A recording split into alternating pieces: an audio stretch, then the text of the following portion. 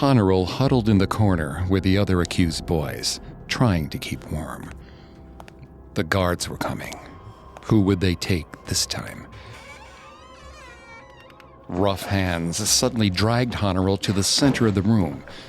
The trapdoor slid open, and he fell down into the judging room. A sharp pain shot up Honorul's left ankle as he landed on the floor. For a moment, he couldn't breathe. He blinked, trying to adjust to the dim light.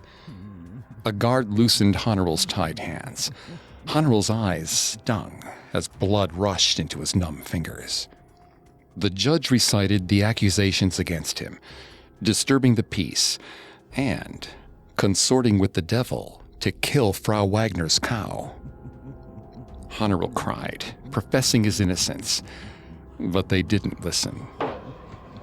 He fought against the guards, but they simply picked him up and carried him into the torture room. Honorul was chained to the rough stone wall. A guard held him down as another guard pulled a branding iron out of the fire. The soft flesh of Honorul's cheek sizzled as the burning hot metal pressed against it. His stomach heaved. He thought he might throw up from the pain and the smoky smell of his cooking flesh. The guard dribbled a little water onto Honorul's burned cheek, offering the merest bit of relief. The guard tipped Honorul's face up to meet his and stared him in the eyes. "Tell me, what do you know of the magician jackals?"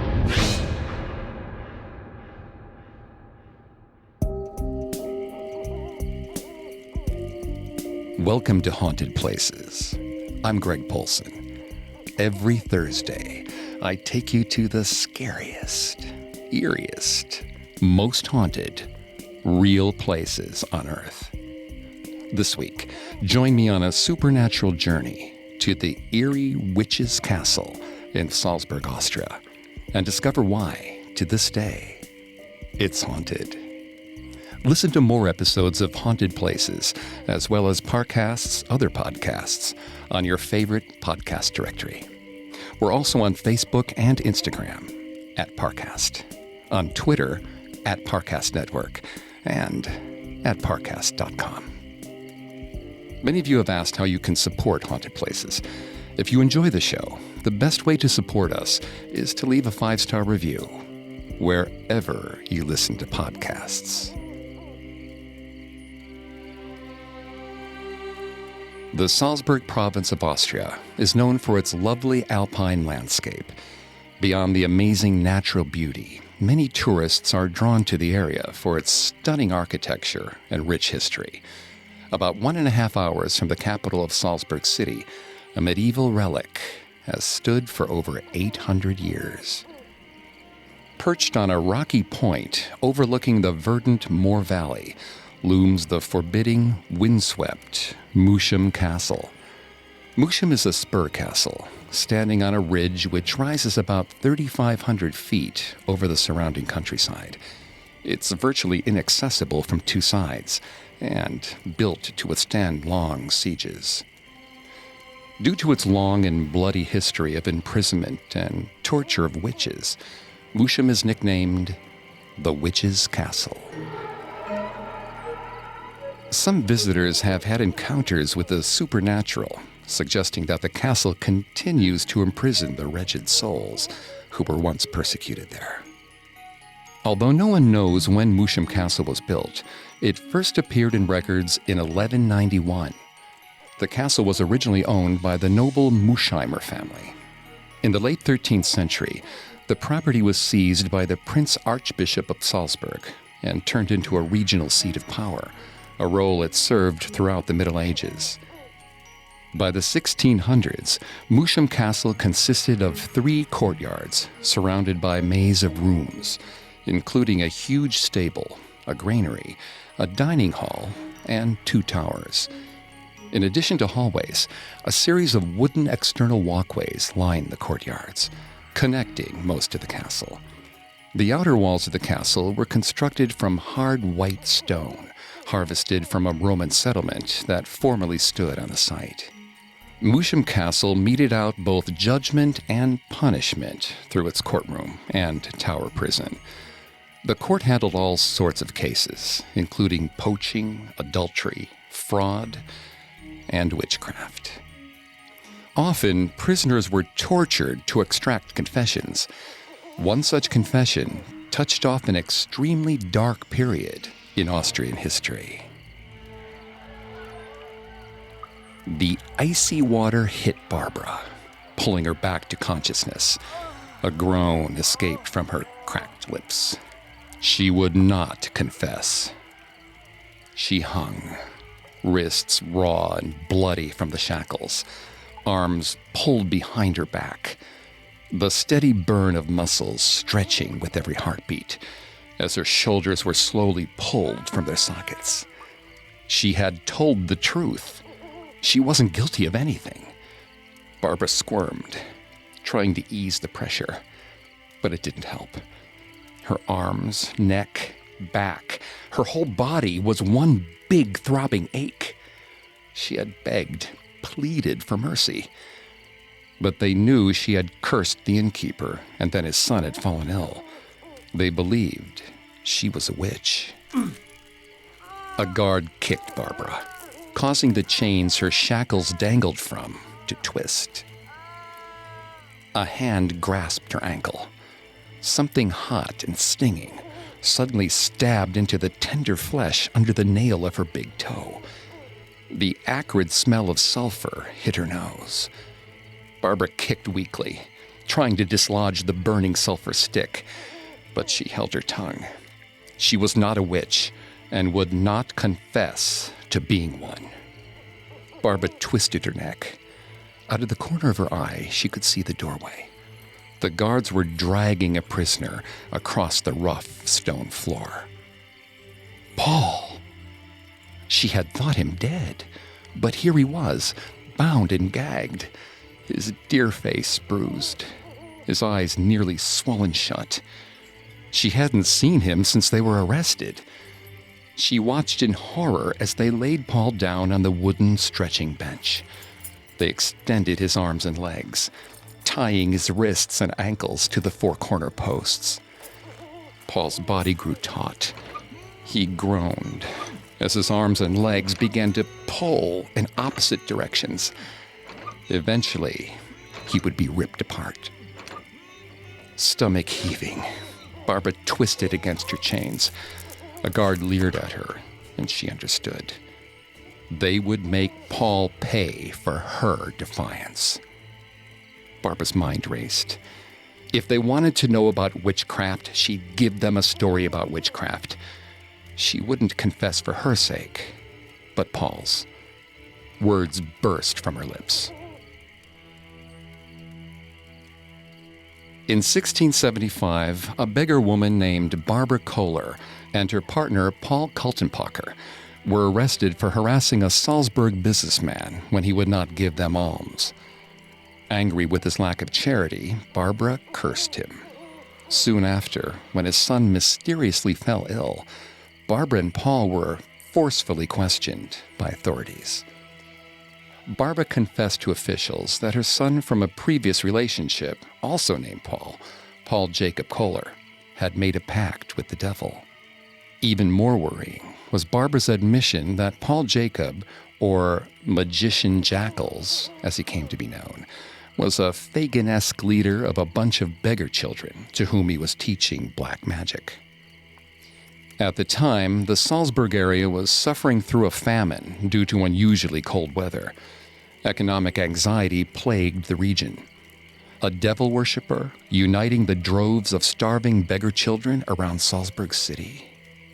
If authorities didn't nip this disturbance in the bud, it might end society as they knew it. Unfortunately for Barbara, the story was all for naught. She and Paul were soon executed after her confession, and the authorities set out on a nasty witch hunt, which came to be known as the Salzburg Witch Trials. Though the authorities searched high and low, they never seemed to catch Magician Jackals. The rumors about him heard mainly through the torture-induced confession of his alleged followers, were wild. Magician Jackals was favored by Satan himself and practiced blood rituals. He could fly a pitchfork. Using a special ointment, he could turn himself invisible or into a werewolf. He could cause illness and command swarms of pests to do his bidding. Magician Jackals taught his devoted followers to harness the power of the black arts.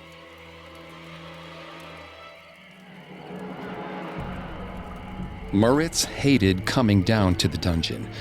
There was a certain miasma to the air, sickly, unwashed bodies, but also despair. Moritz jumped as he almost stepped on something furry.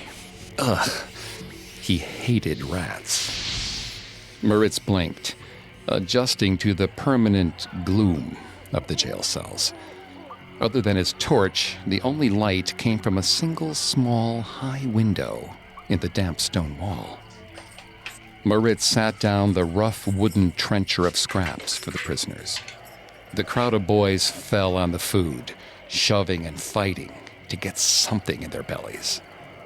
Moritz watched them. His lip curled. He could have ladled out portions so each prisoner got a share. But where was the fun in that? They would soon all be dead anyway. They were guilty. Devotees of the Magician Jackals.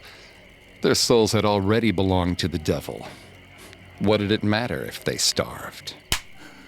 An older brawny teen slapped a frail boy out of the way and scooped up the last bite of food. Moritz chuckled as he picked up the trencher. Filthy beggars. Animals all. The next day, the same. The bigger prisoners shoved the smaller boys out of the way and took the lion's share of the food. The frail boy had a giant bruise on his cheek. He hardly got anything to eat. The same the next day.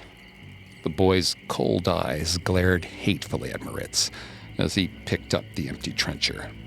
Moritz grinned back. The next day, the frail boy huddled in the corner of the cell, not even fighting for his share of scraps. He was holding something. Moritz came closer and shuddered. A rat was licking the frail boy's bloody fingers as he murmured to it. Moritz raised his torch. On the wall and the floor surrounding the boy, he could see strange symbols written in blood. Through cracked lips, the boy bared his teeth at Moritz in a travesty of a smile. "Jackals comes for you." His voice was raspy, hoarse from disuse. Though Moritz didn't believe in magic, that night he still had trouble falling asleep. Something furry scurried underfoot, catching Moritz by surprise. He fell, dropping his torch. It fizzled out, plunging him into near darkness. The trencher flipped, dousing him in gravy and food scraps. Moritz tried to move, but his leg was definitely broken. He yelled for help, but was met with the jeering of the prisoners. That's when he felt the first bite, a sharp nip on his finger. He shooed the rat away, but, oh God, there was something clawing up his pants leg, and one biting his shoulder. Suddenly, he was being bitten everywhere. The rats were vicious, fearless, hungry. Eventually, someone came looking for Moritz. They found his mutilated body on the stairs, blood oozing from hundreds of tiny rat bites. His eyes were missing. The rats found the soft parts delicious. The new guard, hearing the rumors about Moritz's horrible death, was kinder to the prisoners. Many of the Salzburg witch trial prisoners were sent to Moosham Castle. The majority were tortured prior to their execution through burning, decapitation, or hanging. By the time the hysteria over the magician jackals had died down, 139 people had been executed. 39 were children, between 10 and 14 years old. 53 were young adults, between 15 and 21. Unusual for witch hunts during this time, more males than females were executed. 113 males in all. The youngest victim executed during the Salzburg witch trial was 10-year-old Honorel, and the oldest was 80-year-old Margareta Reinberg. All of the victims except 2 were orphans or beggars. While Paul Jacob Kohler definitely existed, his secret identity as a black magic leader was never proven to be more than a rumor. In all the years of the investigation, the authorities never found any trace of magician jackals.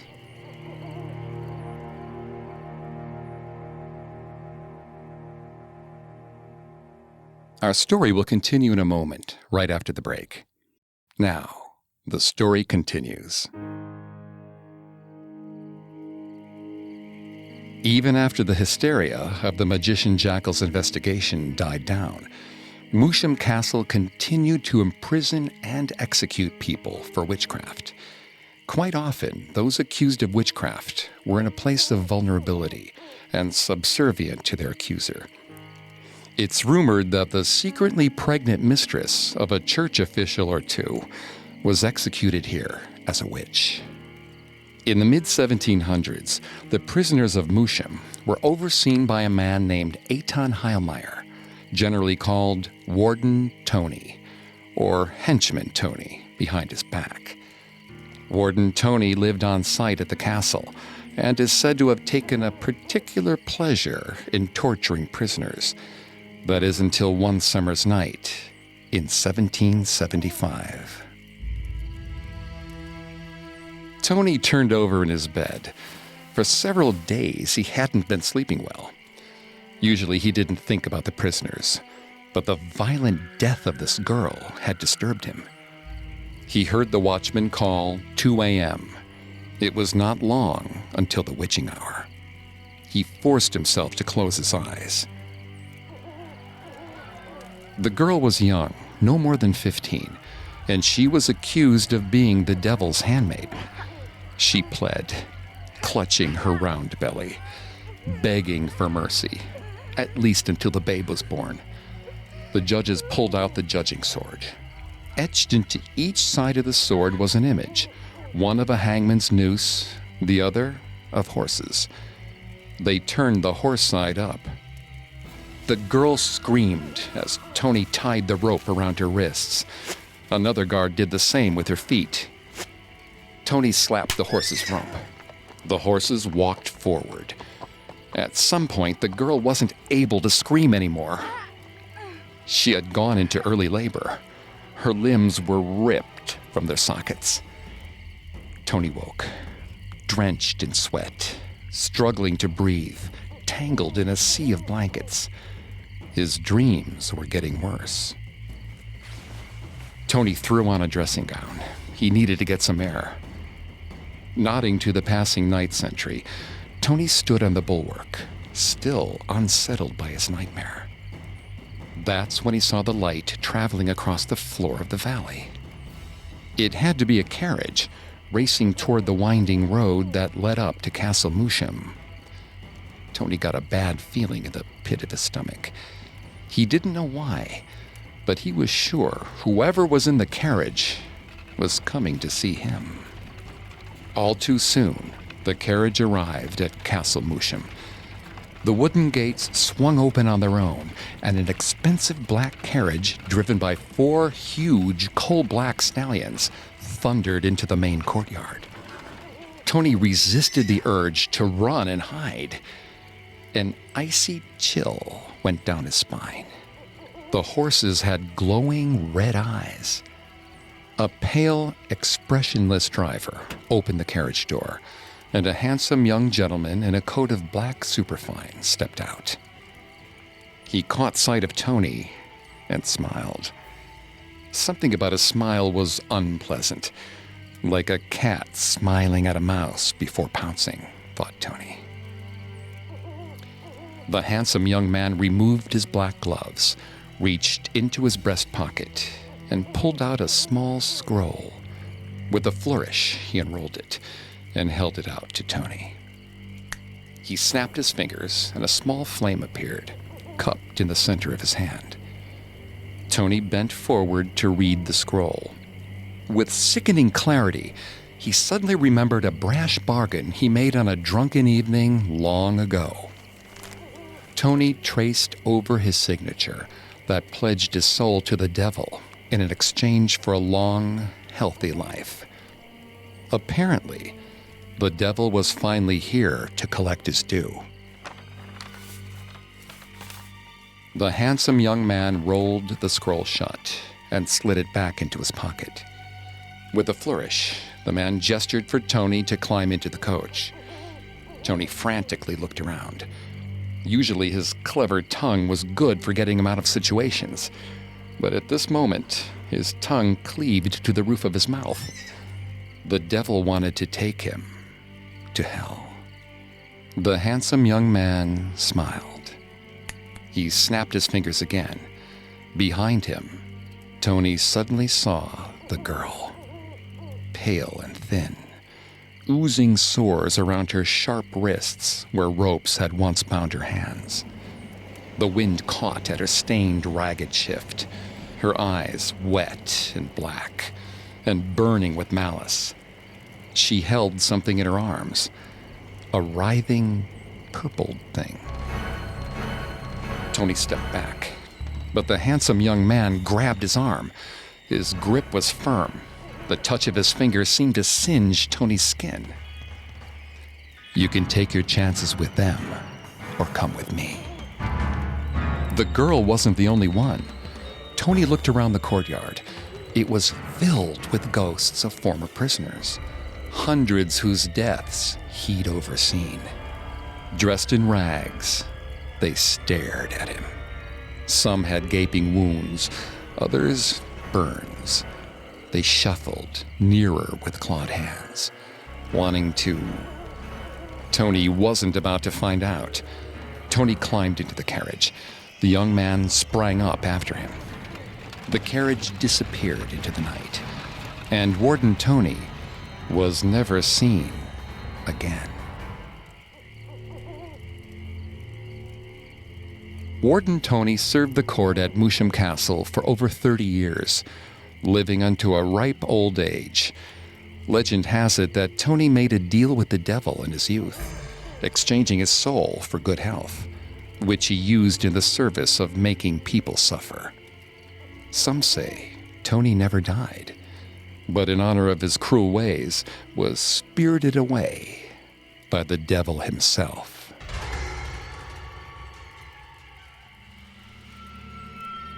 The criminal court at Moosham Castle operated up until 1790, when it was dissolved by the Archbishop. Afterwards, Moosham Castle slowly began to fall into disrepair. In the early 1800s, confusion and terror once again gripped the Moosham Castle region. Many deer and cattle were turning up dead. Suspecting that the supernatural was involved, some local villagers set out to do something about it. Noah grimly crouched over the cow, inspecting the gaping wound that spilled her innards across the ground. It was the third dead cow at their family's farm this fortnight. Noah's brother Franz spat on the ground and crossed himself. He thought it was a man turned wolf, killing for pleasure rather than hunger. At first, Noah had been skeptical of the old tales of bedeviled men who could transform into supernatural wolves. But with all the unusual killings happening in the area, he was beginning to believe. It had only taken a few pints at the pub and Franz's angry tongue to rile the villagers up. Several of his neighbors' cattle had gone missing too. It was time to find the wolf monster, and there was only one place to start. They gathered at the gates of Moosham Castle with torches and muskets, yelling for Joseph to come out. Joseph, the elderly houndmaster who was in charge of the hunting dogs at Moosham. Joseph, who seemed to have an uncanny affinity for animals. Joseph, whom they whispered sometimes shed his human skin. Finally, the Moosham guards worried that the mob would storm the castle. They sent Joseph out. Some of the villagers wanted to execute Joseph on the spot, but Noah and some other cooler heads prevailed. Noah, Franz, and their neighbor Marcus would transport Joseph to Salzburg for the authorities to question. It was a chilly, breezy night. A bright moon occasionally peeked from among the drifting clouds. The sway of the cart was hypnotic. Noah was beginning to drift off.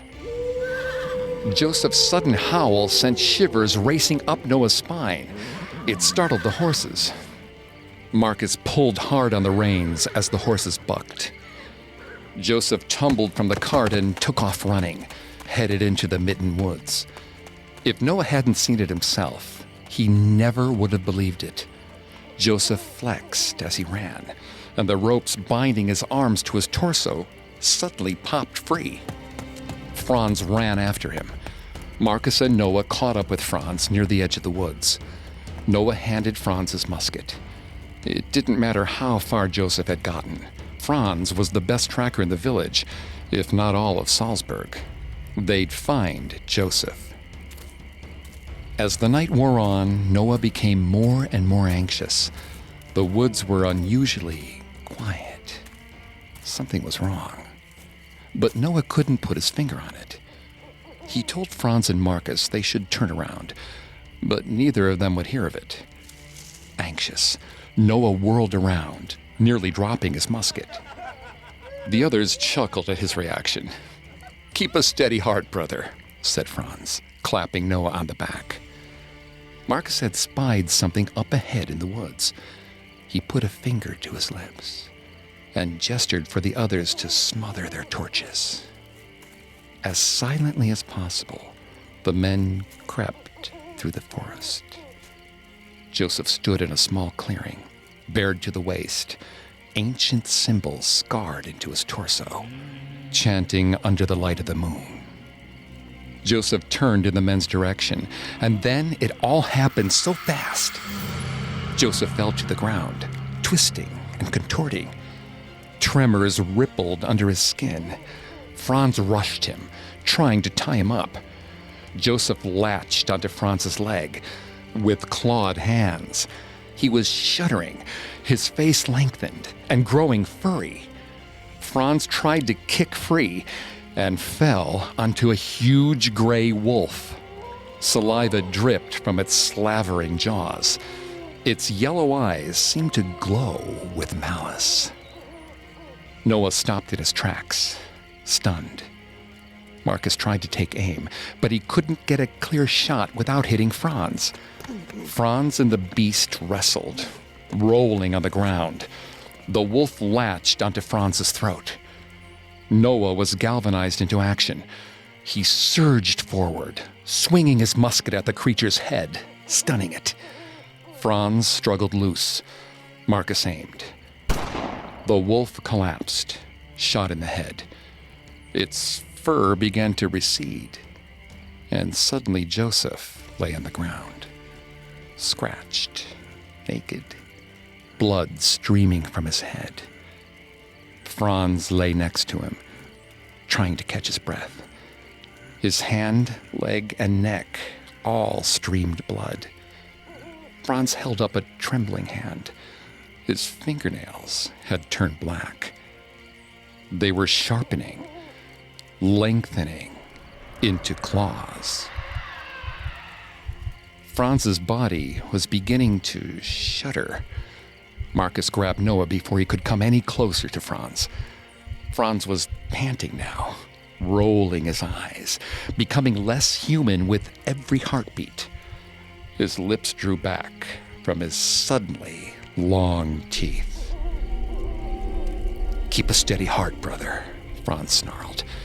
Franz reached out and grabbed the tip of Noah's musket, pointing it at his own chest. Throughout the late Middle Ages, some men, usually elderly, professed to be wolf charmers. They performed spells or incantations and provided superstitious peasants with charms in order to keep wolves away. Some whispered that they had the power to control wolves, turn people into wolves at will, or become wolves themselves. In light of the hysteria over witchcraft, people became suspicious of these alleged powers, and many wolf charmers were executed as werewolf witches. When dead animals kept turning up, angry locals hunted for a wolf, but quickly came to suspect some Moosham Castle residents of being werewolves. Curiously, once the accused had been taken prisoner and executed, the mass animal killings in the area seemed to stop.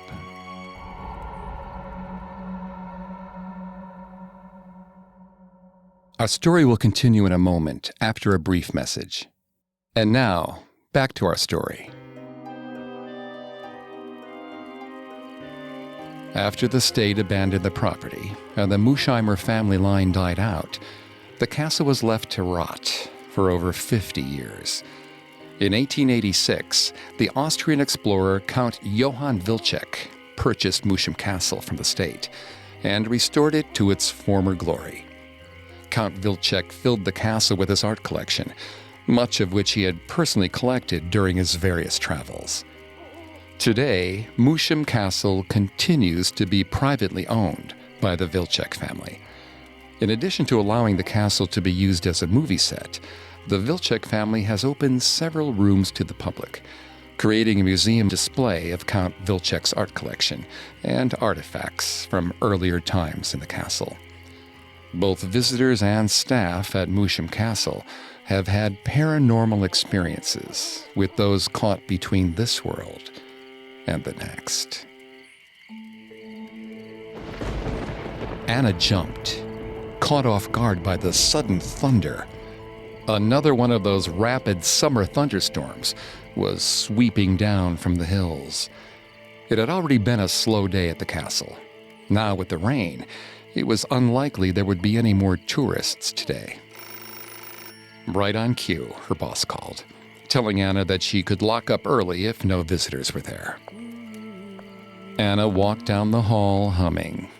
It was only her second week, and the castle with its echoing maze of rooms and creepy history still made her a bit nervous. She had been warned by another staff member that sooner or later she would have some sort of unexplainable ghostly experience. She wasn't sure if they were serious or they were just trying to prank a newbie. Protocol was to walk through every museum room, checking for errant guests before individually locking the rooms. Then she could set the alarm and leave. She started in Henchman Tony's room, named so because it was part of the apartment that used to be his quarters. Some of his fine clothing was on display in glass cases. Reflected in the glass, Anna thought she saw someone sitting behind her at the table. Anna whirled around, but no one was there. She laughed at herself. A tourist had told Anna that she saw Henchman Tony sitting at this table, pondering the cruel decisions he had made during his life. Apparently, Anna's imagination was active. The hunting room always gave Anna the creeps. The wall full of antique guns, all those mounted animal heads with glass eyes that seemed to follow her every movement. Satisfied no one was there, Anna closed and locked the door. Anna paused. It sounded like someone was talking in the room. Anna flipped the lights on and gasped. The guns. Every single one of them had been turned upside down. Anna couldn't think of a good explanation, but she wasn't about to stick around and investigate. She snatched the keys up and hurriedly locked the door. The storm outside picked up, as she checked and closed up a couple other rooms without incident. When Anna was in the waiting room, the chandelier buzzed and flickered overhead. But Anna firmly told herself that it was only the thunderstorm, and she believed it. Mostly. Anna took a deep breath. She had one final room to check and close. The torture room. Definitely the scariest room in the whole castle. Even with all the lights on, the room still seemed dim, as if the terrible events that had occurred there cast a permanent pall. The cold stone floor was uneven, worn, darkened with stains from God knows what.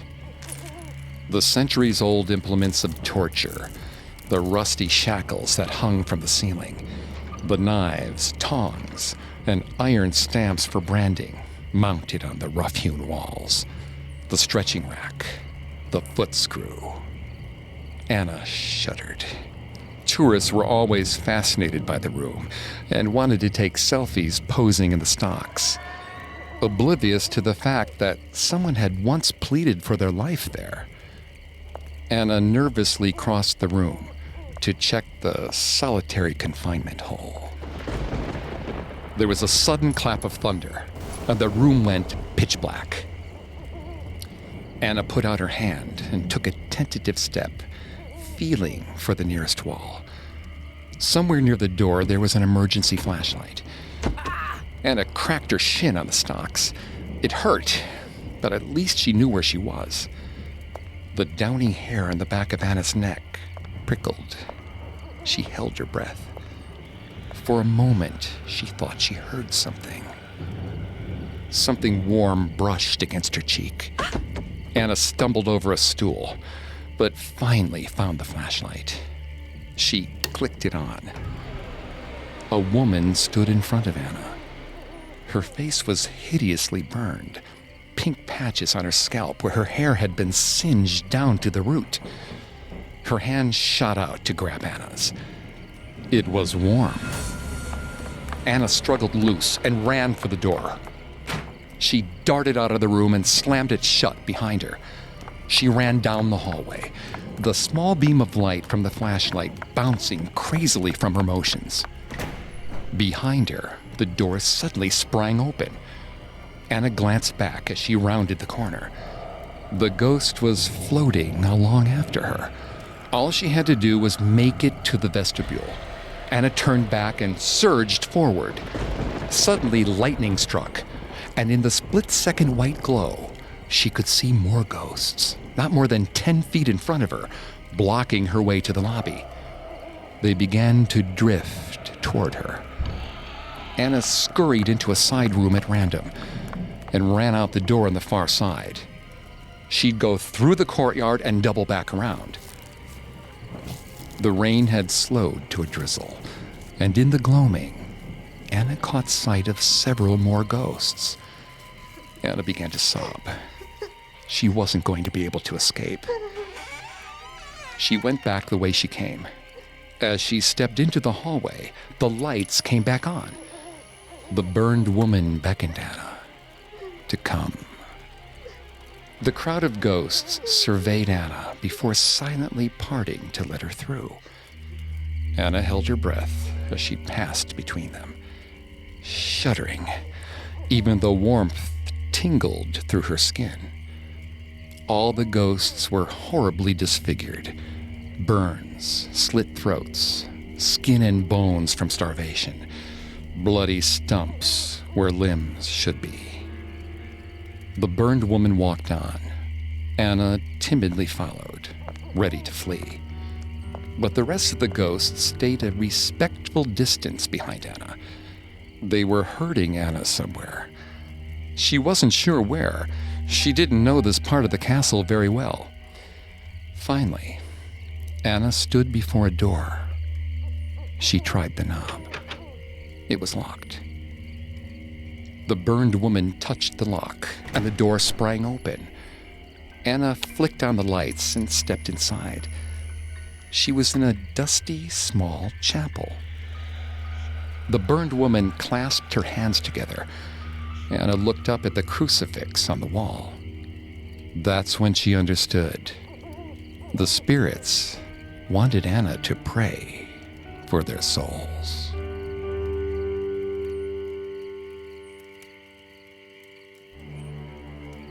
Moosham Castle, party to the Salzburg witch trials, is haunted by the souls of those who were persecuted there. If you visit Moosham Castle, don't be afraid of ghostly encounters. Sometimes the dead seek validation from the living. All they want is for their truths to be told.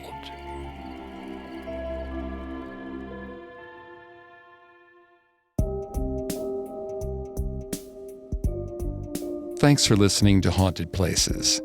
A new episode comes out every Thursday.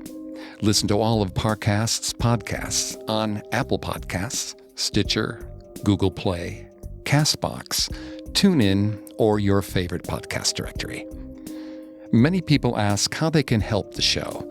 And if you enjoy Haunted Places, the best way to help is to leave a 5-star review wherever you listen. We'll see you next week. Haunted Places was created by Max Cutler. It's a production of Cutler Media and is part of the Parcast Network. It's produced by Max and Ron Cutler. Sound design by Ron Shapiro, with production assistance by Maggie Admire and Carly Madden. Haunted Places is written by Candace Rogers. I'm Greg Polson.